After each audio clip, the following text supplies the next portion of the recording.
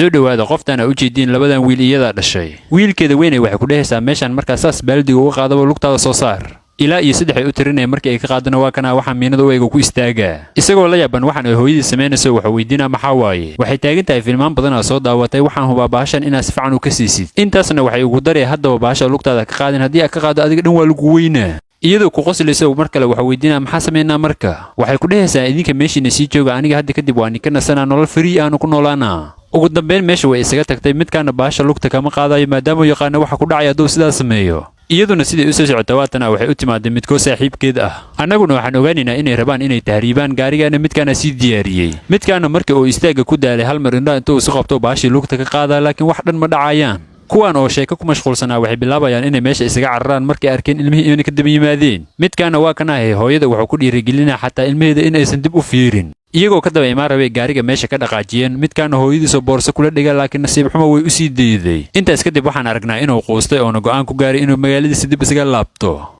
kuwii gaariga siday u saarnaayeen